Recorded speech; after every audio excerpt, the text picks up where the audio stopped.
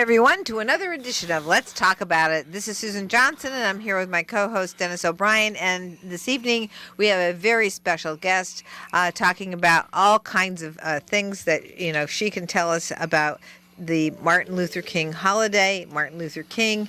And I just want to say, welcome to the show, Pat Wilson-Phineas, my colleague, former state representative, and former commissioner of the Department of Social Services back in the day, and former and friend of a friend who we all worked at Legal Services. So we're just thrilled to have Pat Wilson-Phineas here. She's a lawyer, a social worker. She's done all kinds of things. And we're just very thrilled that you're here. That's what they say about jack of all trades. And she's also lived in Ashford, Connecticut for most of her life, right? Right. I was born in Willimantic, but I guess we moved to Ashford. My dad built a house when I was about 6. And so from that point forward, I lived in Ashford. And I live there now in that very house. Well, you're known as being Pat Wilson, formerly Coker, but now Phineas from Ashford. Right. I got married 13 years ago. Right. Best move of my life, but but I lost the name Coker, and my son will probably never forgive me for changing, switching names midlife. But I can't help but ask you right away, though. I would mention right away that you're also the daughter of a Tuskegee Airman. I am indeed. Well known to the whole region. And also at University of Connecticut. Yes. My father, Bert Wilson, was well known, and he was still a guiding force, amazingly, in my life and in my son Cheo's life. It's funny how we both vibe off of him in different ways. Cheo's now a TV writer and producer, and yet Daddy. I think when he pitched the Luke Cage series, he talked about the black hero in terms of the way he saw my father, and so he sort of was using that even in a pitch in this day and age. So he's still having a father like him. You've had disadvantages, of course, for reasons mostly I created.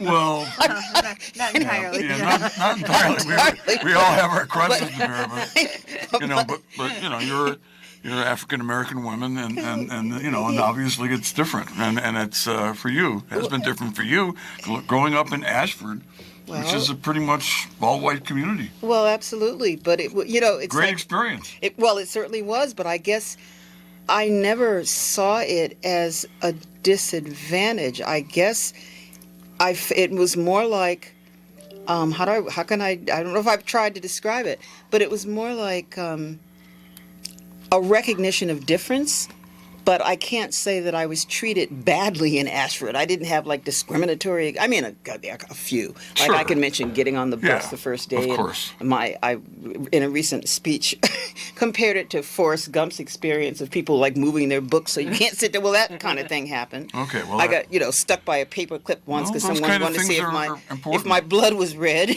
But absent those experiences,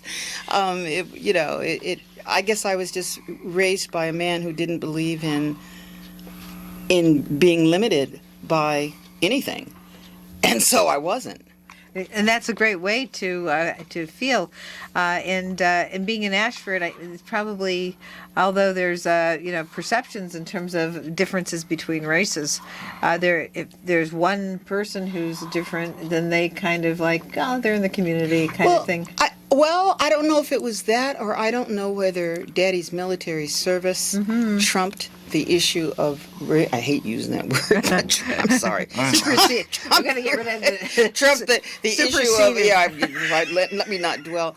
The issue of race, whether the respect was balanced, because I always felt that he was respected in town. Now, at the same time, when we first moved in, we built the house, or he built the house, right? And before we moved in, somebody broke out all our windows. That actually did happen. Wow. But the whole community kind of was like, "Oh, this is awful." It wasn't everybody. It was one person, right? And that was the way the community responded. They named him a hometown hero. I think it was in 1986. Nice. So he was always respected, and so therefore I always felt respect and was respected. It really wasn't an issue. Yeah, but you're, given Connecticut being very segregated, your experience growing up in Ashford as a young black girl and then later a black woman was unusual. Well, I suppose so. And, Yeah. and when you think about it, it was race in some ways that moved me to Ashford. I didn't find out until I was in my 30s that the reason Daddy moved to Ashford was because with the GI, the utility of the GI Bill for black men just wasn't the same as it was for white ones. Right. And if he had wanted to spend his sort of GI Bill benefits getting a house in the ghetto, he could have done it. But to get anything else, he had to get around banks and insure. He had to do all Sure, kinds, sure. because nobody was lending to people that looked Right. like him. And so, he ended up coming to Ashford because he found Mr. Cushman, and the farmer who was willing to sell him 14 acres of land and not to go through the bank. So he just paid him until it was paid off. And that was how he, but I didn't realize it had anything to do with GI Bill or the kind of discrimination that black men, even Air Force officers who had served courageously in war, faced until I was in my 30s, when I understood redlining and understood, because Right. Daddy never mentioned it. It never came up. I frankly thought he didn't like to be around black people. As a teenager, you have these rebellions like, Sure, why in the sure. hell are we out here with nobody? It was it was I kind of looked Yeah. at it more like he's got some kind of a problem and I'm suffering as a result of it. But it wasn't that at all, so it's... So you went to Ashford Elementary School. I did in second grade. I yes. was the town attorney out in Ashford Yeah. for For around years. 20 years. Yeah, I was going to say for years From and years. Yep. 1990. John Zulick hired me from Well, 1990. Zulick was the principal, I believe, when I was there, if I'm not mistaken. Was it Wasn't he him the or was principal? it his wife? I know, well, it was him. Oh, he was Mr. a teacher. Zulick. He was a teacher also, that's right. Because I remember I actually have a picture of him, because my sister Valerie, who also went to Ashford Sure. Elementary, won the 5th grade writing prize. Yeah, She's now a yeah. writer, of course. Yeah. But she actually credits some of her writing ability or her interest in writing to the Babcock Library, surprisingly enough. Yeah. in Oh, yeah. Ashford. Oh, yeah. And to the librarian who was there at that time. So I remember Mr. Zulick because of that picture, that smiling picture of Valerie and Mr. Zulick, and probably is in the Willimantic Chronicle. It could very well have been. Yeah, I have But a- anyway, he was the. It's funny. how he was the. I had principal forgotten back in because those- he was yep. in higher education for so Yeah, long yeah. that he started out as an elementary Yep. school teacher, and then of course his wife was there, and she was there Barbara, and she was there a long Wasn't time. she the French? Was she the French teacher? She talked. No, that was Mrs. Curry. No, I I'm thought she sorry, I'm taught- flashing back. I thought she was just in Yeah. AES, Ashford Elementary School, and Yeah. I think she was elementary all the way. Well, she may have been. And I don't know that they trying teach to- French in the No, there was not here in the U.S. in the now lower grades. maybe they do now. Yeah. Some of the magnet schools do, but Yeah. that was after the Shuff versus O'Neill case. Oh yeah, this was way before that. We're talking 55. Yeah, they were.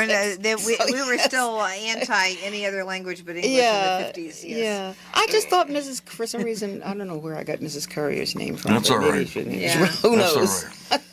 Anyway, 50 years ago, who remembers? anyway, you had an interesting experience growing up in Ashford, and I did. and your dad living in Ashford, and your dad was so well known. Mm-hmm. I mean, I think everybody knew who he was, and everybody was really sad when he passed away. Of Yeah, course, okay. you first and foremost in your family, but Well, he was was recognized. He went just like he wanted to go, so I was always glad about that. He never Yeah. wanted to die in bed. I'll never forget. I saw No. that in the newspaper, Yeah. and I was very sad to see Yeah. that. But I said in the swimming pool. Yeah, exactly. Yeah, He was a great swimmer, and we Yeah. don't know what happened. You don't. When you're in the swimming pool, it could be It could have been A heart a attack. momentary stroke, anything. But if you're in the Right. swimming Well, pool, that's right. So he drowned as a That's result. right. But he was. Yeah. I know he was with a friend drinking a bottle of wine earlier that day, and Yeah, wow. he had ridden around the yard on the lawnmower, yeah. the thing, and then he apparently tractor. drowned. Right. Yeah. So it's like, who Very knows? sad, but, yeah. But it was sad. But it was funny at the same time because Daddy really did not want to. He was not a die in bed kind of person. And after Right, my mother's right. sort of lingering illness, I always half jokingly said I'd be on suicide watch with him if he ever got sick, because he was just like, just give me a gun. You don't have to do anything. Just it's that military background. yeah, just I'll make it. And so he freaked me out with that kind of foolishness. But he Well, he you know. was a military guy, and not only was he, Tuskegee Airman in World War II, flying fighter Yeah, planes. yeah. He was also in. He was in the military. He went back into the Yep, military he for re-enlisted Korea, and then again and for then Vietnam.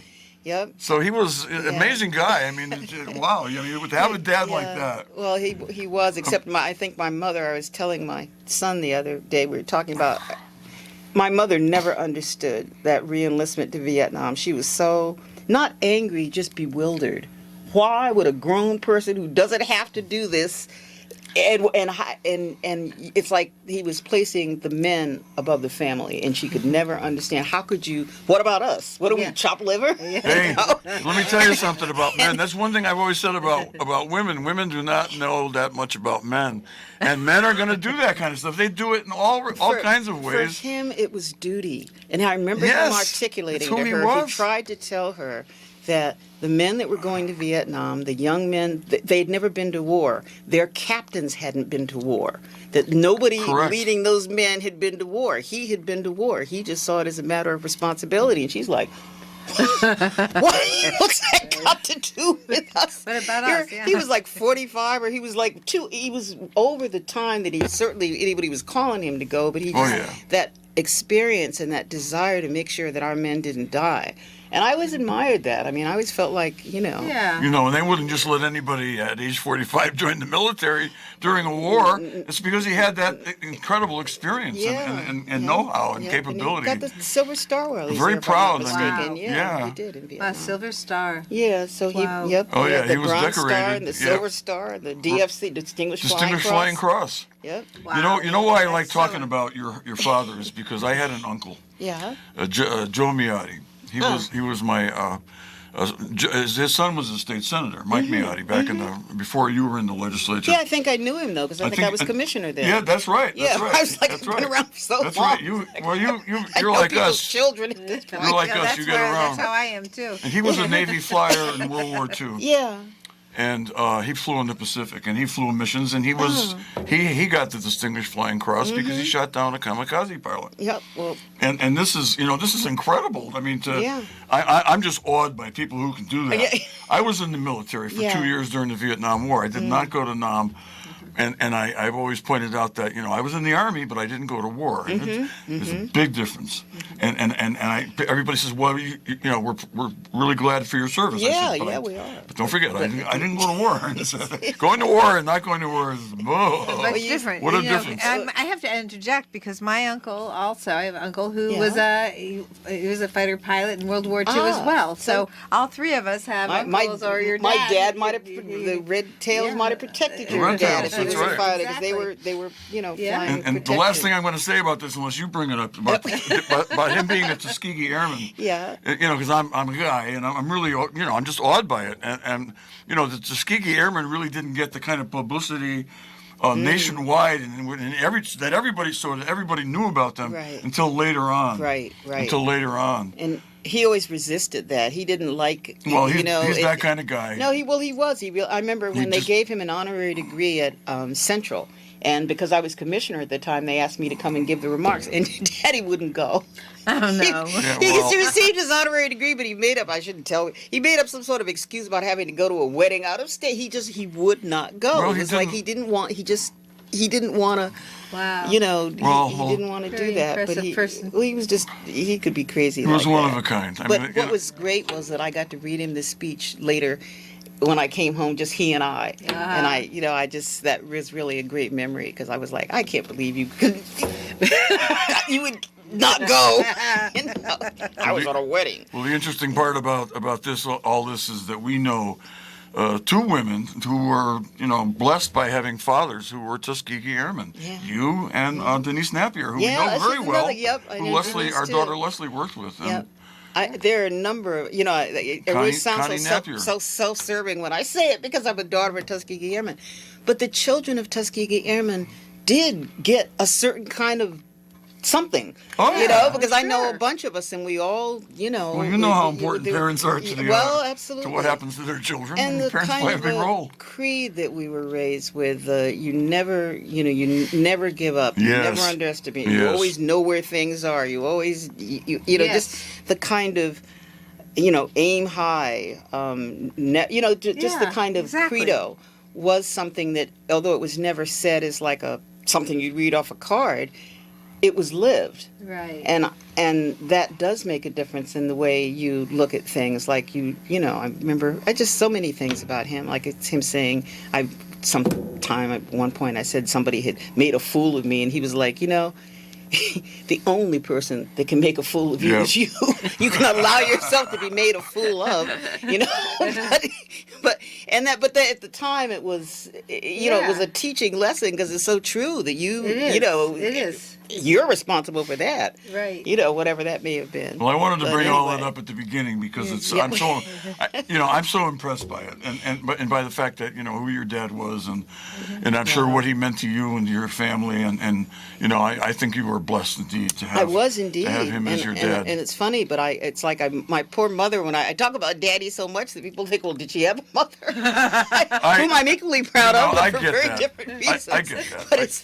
But it's funny, and interestingly enough, most recently, what's interesting, I wish Daddy were here, because now with these recent things that me finding out so much about his line and my family, it's like he didn't know that. We didn't know that. He had stories, but he didn't have real facts. And the funny thing about my upbringing was, on my mother's side, she had literally 16 brothers and sisters, 13 of which lived to adulthood. That was the Spurlocks. On my father's side, there was him and his mother.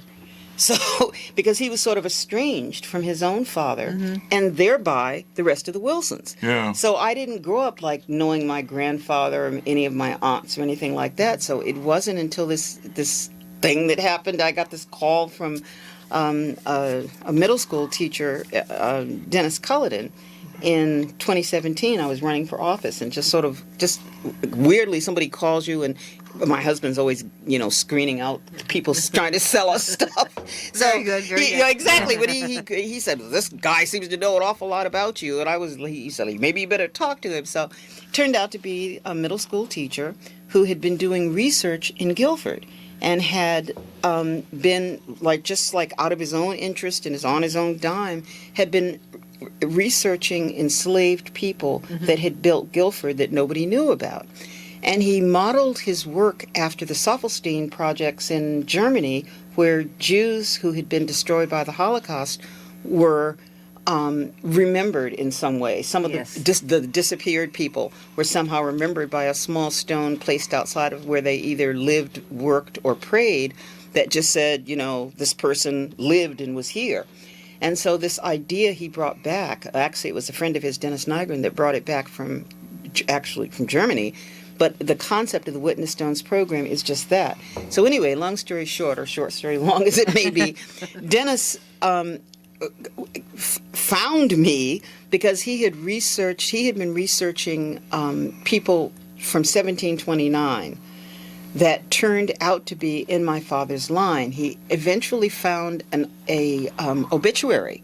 This was like maybe 12 or 15 years after Daddy died. He found an obituary that mentioned me as at the time as commissioner. Interesting. And so this is years after I was commissioner that I got this call from him. But he had found me literally through my father's obituary, and thought, well, they must know where to find her, or if she's still alive or whatever. Yeah. And I got this call. And in that one call, he handed me something like 6 generations of history that I knew nothing about. I mean, I knew up as far as my great-grandparents, but beyond that, I didn't really have any knowledge of, as most black people don't, because records weren't kept for a variety of reasons. But he had my records all the way back to 1727, knew where in Africa we had come from and through the Caribbean, and had been basically, quote, imported, unquote, by this merchant in Guilford, who I guess was looking for a male and female slave to create a family, because that's what happened. He got a 17-year-old boy and a 17-year-old girl thereabouts and brought them to Guilford, and they then, in turn, had 8 children. Of those 8 children, only one of those children had a child, and that was Caesar Rogers. That child, or the father of that child, was the guy that fought in the Revolutionary War. When I say that my 5th great-grandfather fought in the Revolutionary War, it would have been that child's father who fought in the 6th Connecticut Regiment of the Revolutionary War. But I didn't know anything about that until this call from Dennis. So, at any rate, this out of this one child came all the generations of Wilsons and then Rogers that resulted in me. And like as I say, I'm now the 11th generation. I mean, I'm the 9th generation. My son Cheo Dari Coker is the 10th generation. His children are the 11th. But that makes 11 generations from 1727, Wow. and that's just a history that's unique. Not necessarily unique, but it's extremely unusual for people of color, because especially black people, because of the way records were not kept. Right. About our heritage or whatever. So it's unusual to have That's that kind of fantastic. lineage. It is. Yeah. It is wonderful. And- And, I mean, that's why they do the gene test. And Well, right, and that of course gives you even more information than you can get. But what the Witness Stones program does, it's not like speculation. They go back and they go to the town halls and they dig out the actual papers. They go to the churches. They're Probate looking at records, yeah. probate records, Church. all of the property records, ship manifests, things of that nature. So they were able to build this history based on these materials. And now, so they found me in 2017, and I've now become a part of the. It wasn't a project originally; it was just Dennis and some students, but it's now been incorporated into a 501c3 called the Witness Stones Project, and I'm the co-board chair. oh wow, So- that's wonderful! What great work! I mean, It is, and it's growing. It's fabulous.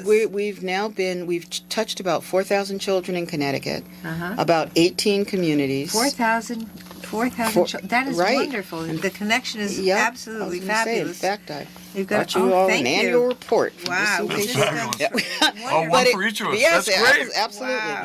What But it's but you can Very see in there that excellent. we've touched. There's a map in here that says where we've covered in Connecticut, and Wow. we're also in Massachusetts and New Jersey at this Well, let's point. just hold this up to the camera so the Oh, camera sure. can see the picture of the report. Right, and that small writing that you can't read Well, is that- from the manumission documents of Candace, my Okay. 5th grade aunt. And you may want to read who your team is and where they're from. Oh, all right. I Just, can certainly do that. Dennis Cullinan is the executive director. I'm the co-board chair. Lauren Catulli is another board chair. Kevin Jennings, vice chair. Rita Cote, Grace Zimmer, Sylvia Gafford-Alexander, an old friend of mine from DSS, and Courtney King Murphy. Are the existing board members, and we're bringing on, a few more as time goes on.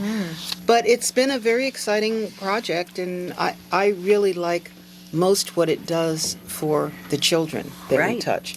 Because, in the first place, the project is invited into a community. This isn't something where we're trying to, we'll find your local slave. That's not what this is.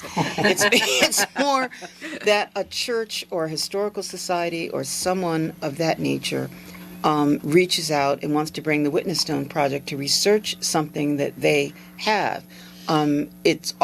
Sometimes it's the middle school or the school, sometimes. But the unique thing about the project is I call it place-based learning, because it brings together children learning about the history of their town, and they get to interact not with just the old documents, but the record keepers.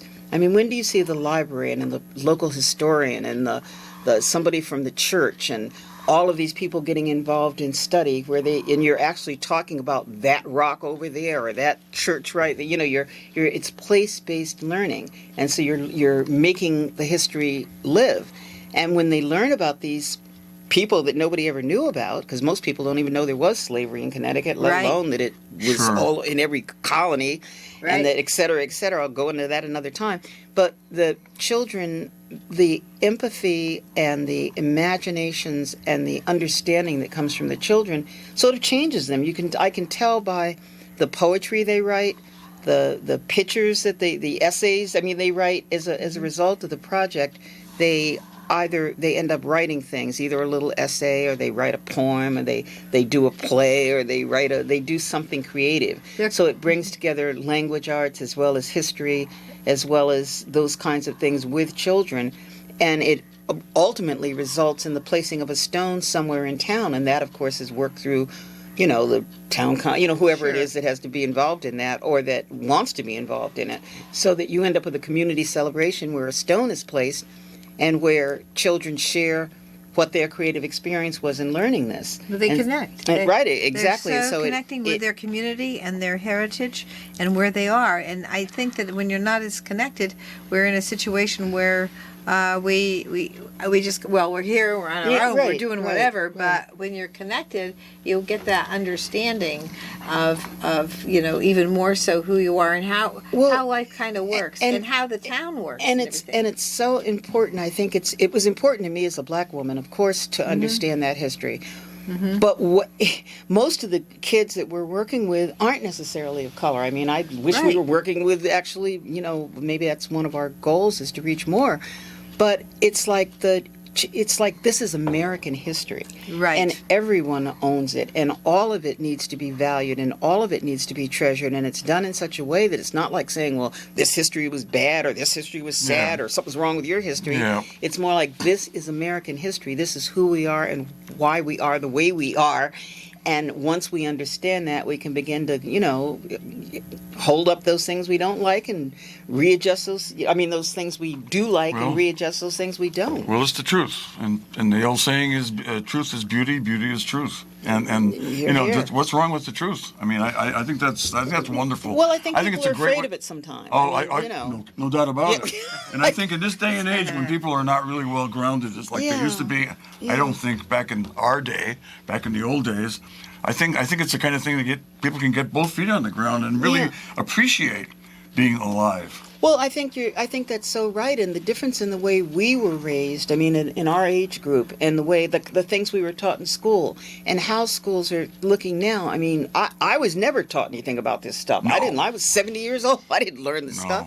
But I mean, now that if we're going to have a world in harmony, where all people are in harmony, then it stands to reason that we need to recognize, the contributions and the building blocks that all of these people made, and that's all programs like this are seeking to do is to create a history of America that includes all Americans. Exactly. And I think that one of the things that we, kind of miss because of the guilt of society, right? Because of the problem No doubt. is the fact that, well, I mean, look at Germany.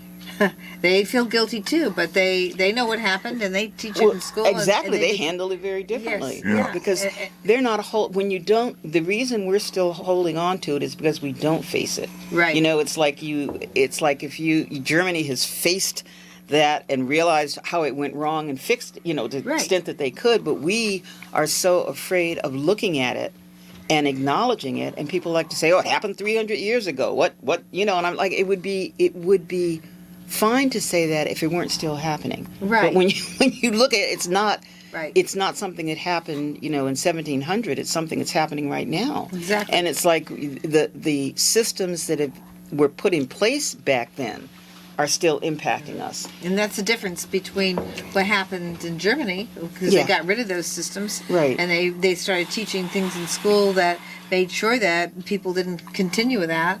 And they also created the sister city programs Right, and all those right. things with the Marshall Plan. Right. And we did that as the country. But we decided to try to jump over it. We tried to pretend Yeah. it didn't happen, and then Right. through Reconstruction, we tried to knock it out.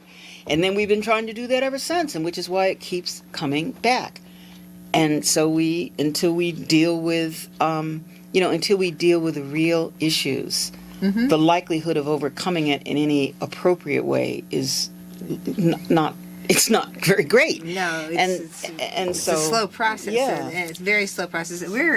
Our sponsors want to have a chance to Oh. help us out. Well, you know what? I'm sure they do. And we're very pleased.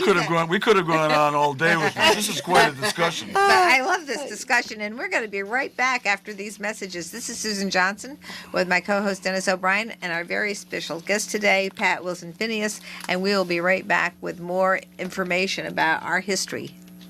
Dennis O'Brien back on Let's Talk About It after my surgery on my vocal cords. My voice sounds a little better. I'm getting better all the time. And we're here with Pat Wilson Phineas, and she is just, just before we went off the air for our break, she talked about history. And I got to tell you, this is, she's here for a lot of reasons, because she's a friend, but she's also here because of Martin Luther King Day. In fact, Pat, you gave a speech at a church. I did. Down in along the Yep, coast, in right? North Madison, I certainly North, did. North Madison, not right near the coast, right, but close enough. It was a Zoom, which they are these days. So I was you Zoomed sitting it. in my basement. Great! So I didn't actually have to travel to North Madison. But you were the speaker Yes, for this church yes, down in I was North. their sermon, and I'm sure they will regret having made me the temporary minister. But I'm sure they were pleased, actually. Well, I did. I talked about Martin Luther King, and I talked about, they had given me the assignment, actually, of talking about Martin Luther King, talking about the Witness Stones program and my involvement in it, and, talking about what I wanted to say about the importance of education in 20 minutes. So I thought, well, okay, we'll try. So I did put together remarks that wove those things together, but it was probably more like 40 minutes. So they Maybe were 30. Maybe 30. I just read the speech. And it was Excellent. It was, yeah. Excellent speech. Well, Spellbinding. it wasn't 15 Spellbinding. minutes for sure. I pictured you up in the pulpit giving I was that speech. sitting in my basement by the phone. Oh, okay, well, that's probably easier for you. But it's harder to interact with people on Zoom. Oh, I know. Yeah, and so I wasn't sure what the experience would be, but it was such a lovely church environment, and they did such a good job with the Zoom that it almost felt like, I don't know what it felt like then, but it seemed to work. And so, yeah, I did. I talked about, because oddly, Martin Luther King's life paralleled, well, maybe not oddly. I mean, he was he was 20 years older than me. So when he was, 20, right. I was 8, I was 2 or like that. So our lives went like that. So various things that happened in his life, I had the same, reaction to the same thing at a much younger age. And so I talked about those parallels in our life. And basically it kind of took you through the civil rights movement from Emmett Till when I was 5 up and through, Martin Luther King's death when I was 18. But all of the various things that happened in those years happened, to me as a person, in addition to what we see in history. And as we, so the speech talked about that, but then it also talked about the importance of, the name of the speech was Reconciling the Dream. And it was, how do you look at Martin Luther King's dream and what we have, the history that we know we have, and the present that we know we have, and how in the world do you reconcile these things? That was the point of the speech. So I started by talking about Dr. Martin Luther King and what he stood for and how his life had developed. And then I went into, the experience that I was telling you about when I got a call from someone, from Dennis Culloden, helping me understand my history and how that understanding of history anchored me to American history and made me understand the level of my investment. And that's something I never got out of school. And I think that black children in general, I mean, it's happenstance that I have 11 generations of my history. Sure. You could take any black person on the street and their 6th great-grandfather could have fought in the American Revolution too, but we'll never know. So it's like I'm lucky to have the documented, the documentation of my family's history, but it applies to all of us, I mean, and to understand the level of investment that gave me to America at my age was a unique experience. And so I'm very invested in the way the Witness Stones curriculum develops in children a love of their environment, a love of their town, a love of their, and some people think, well, you're talking about slavery and doesn't that make them feel bad or aren't they isn't it? But that's not what happens. It's more like they become invested in things they never realized they were invested in. They empathize. They understand the issue of compassion. They understand, and in the long term, they understand that we too are America. And that it was not, I always felt, honestly, as a kid, that America was kind of like a default place for me, that I was here because I wasn't anywhere else, but I didn't feel like exactly I belonged. Sort of like like kind of like an unwanted guest, or a Well, poor relation that think arrives that at Thanksgiving. The sense of community is what happens, I think, when you get that foundation building up over generation after generation. Even if your family wasn't in that particular town, that sense of community. When you take a look at that sense, it's so important because we lose it when we're lucky here. We have WILI local radio. We have the Chronicle local, but a lot of places don't have that We anymore. have diversity Yeah. too. We have Yeah. diversity. Lots of it. We have Yeah, sense of you're lucky community in here. Oh, yeah. We have that, and Yeah. so that sense of connection, I think, is so important, and I think that's probably part of the problem with dealing with the racial issue and making sure people get the history, and also connecting with the fact of the thing between the government versus the market, right? Yeah, and yeah. and how we've kind of brought it down to that level or up to that level, and people aren't connected with their communities to the extent that they should be. Well, I think you're absolutely right, but part of that connection is understanding the value that you brought to the table, and that's what gets left out for Black children when history isn't taught. When real history isn't taught, it's almost like, well, you're here, but how that happened and what you did, other than quote be a slave, is never made clear. Like I thought that. That nothing's happened for Black people until probably 1865 or so when the slaves were freed. I figured up Yeah. until then we were, but all of these things that I learned about my family, they were ministers, they were teachers, they were spinners, they were, of course they were farmers, and that's why many of them were enslaved, but they were free probably 80 years before the Civil War ended. Right. And yet so all of that history, because, that only takes us up to 1865. But from 1727 to 1865, all of that history is simply lost, never acknowledged, never spoken about. I thought somehow you had to be white to be a patriot, because all the pictures I've seen of patriots were white people. Sure. And why would you, yeah, sure, I heard about Crispus Attucks, but I sort of thought he, wandered into the fight or something. You don't. If you look at what you see in history books, that's what you would understand. You would not understand how that came about, or that he was one of, maybe not Crispus, but I'm thinking there were 10,000 Black men that fought in the American Revolution, and that's so unknown. Wow. 5,000 of them probably for the crown, and 5,000 for the as patriots.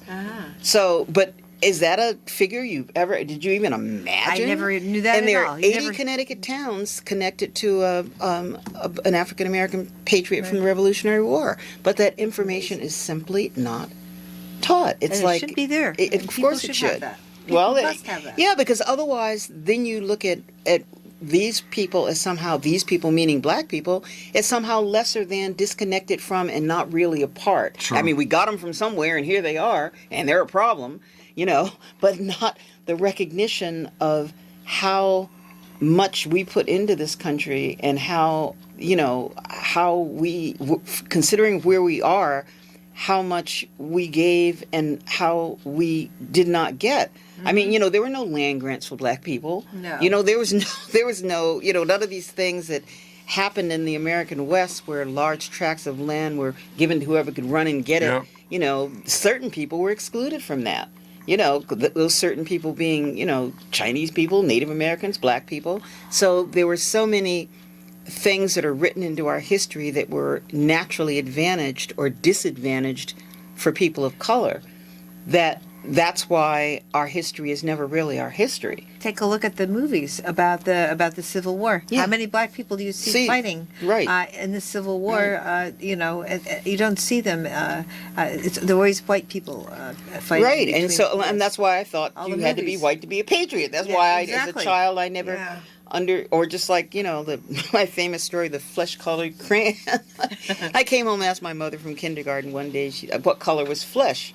And she said, well, flesh is like your skin. And I said, well, not my skin, because that's, I have something else. And so I showed her the flesh-colored crayon, and she, Yep. and so I was like, I can't be flesh. I have to color myself with the dirt-colored crayon. And she was like, she said, white people make the crayons. That was Yeah. That was her simple explanation. Maybe. After that, I understand you have flesh.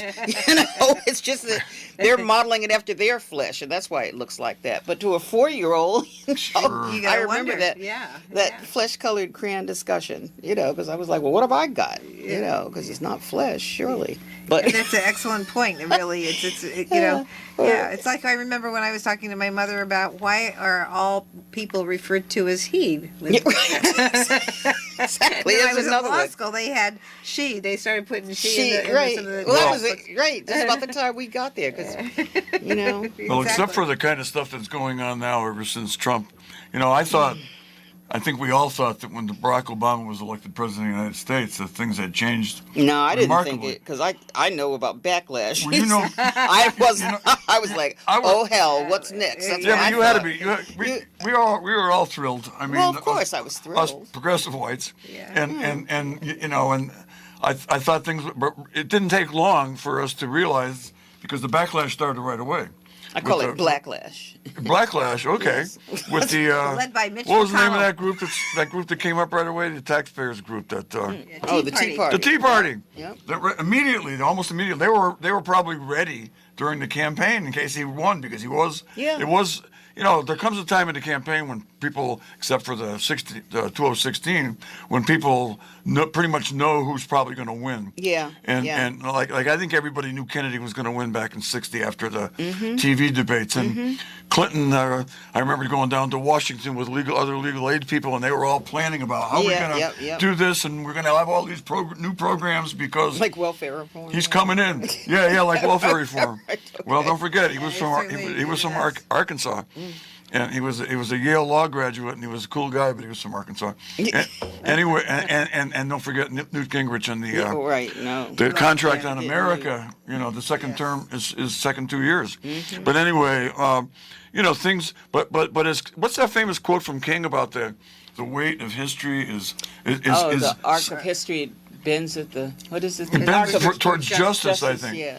And I think that's At the elbow true. of justice or something. As long as we can somehow protect the world from being destroyed by a bad environment in the long Yeah, run, right. or by stupidity Well- in politics. Our democracy, if we do not protect our democracy, then there's no way the dream can be protected. Glad you brought that up. Because Thank you. that Yes. to me, that was sort of the bottom line of my remarks, is that it is our democracy that is at stake, and the dream is a refinement of a democratic principle. If you don't have a democracy, Absolutely. you got none of it.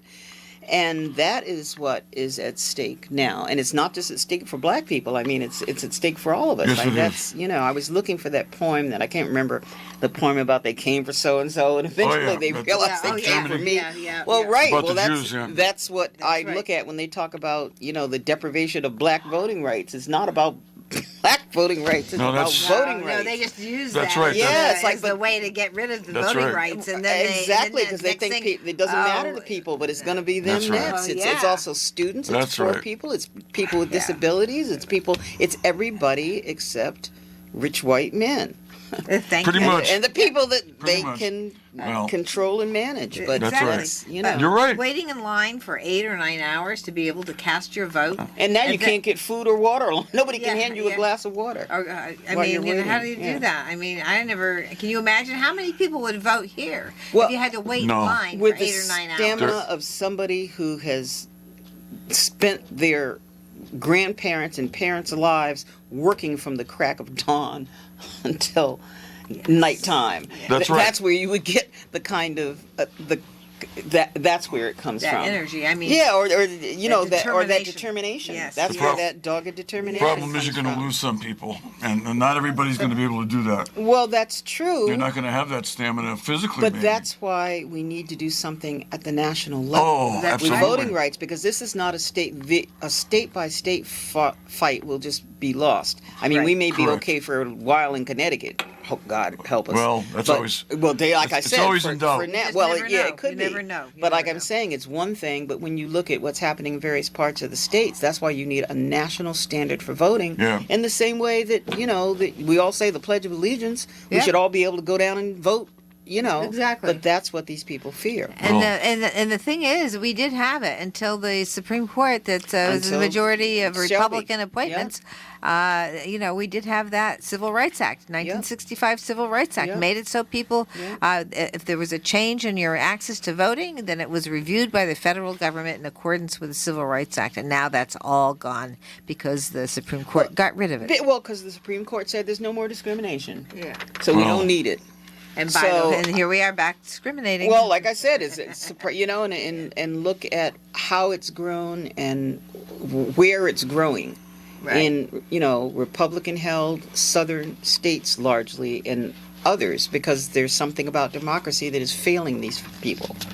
And it's like we're too close to having it. For I guess it basically comes down, as far as I'm concerned, to, I don't want to oversimplify, but it's like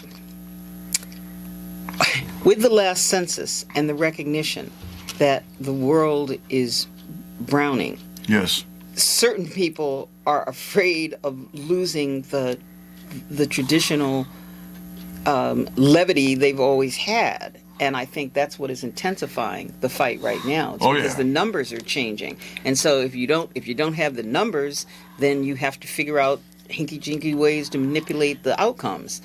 And that's what's happening. Well, yeah, but if they only understood that, just like Martin Luther King said, when you take one person's rights away, it's going to have an impact on everybody's rights. And so by not making sure everybody works together to keep the rights there, so everybody can work together, that fear is there are a lot of leaders like Trump who knows it's there, and they play on it, and they're going to make sure the people that are supporting him actually in the end are not going to have access. Well, I was going to say, in the end, it is a detriment. All of these things, all of these exclusions hurt the whole. It hurts. Right. It hurts all of us. Like Yes. racism, sexism, any kind Right. of ism, ends up taking from the whole, and our whole can't be strong, because because we're chopping off little bits of it, and so that is the work that Martin Luther King was doing, and what we continue to need to do. And we're gonna spending use all the kinds last of time fighting among ourselves that we could use to be doing good. Making sure that we take care of Pat Wilson Phineas. Thank you so much for being on the show. Well, you're has so been welcome. Fabulous discussion. I just really enjoyed every minute of this. Absolutely, me too. And any last words? No, but anyone who's interested in the Witness Stones program can just Google witnessstonesproject.org. Go to Okay, the great. website, check it out. Yeah, I love this. This is great. Well, Dennis? thank you That's very much. fabulous. No, I'm really pleased to hear about the Witness Stones project. I think it has so many positive ramifications for all of us here in Connecticut, and it's the kind of thing that should be duplicated elsewhere. And I want to thank this guy, Dennis Cullinan. Dennis Cullinan, Yeah, for He's a another good man. Dennis for Yeah. for doing what he did to get it going. This is Dennis O'Brien, Yeah. and I'm here with Pat Wilson Another Phineas. Dennis. And the Indeed. former state representative, former commissioner of the Department of Social Services, and still a real bona fide activist for the right things. And Susan Johnson, my co-host, and Matt Rupar, and we'll be back next week with another great show. Thank you. Indeed.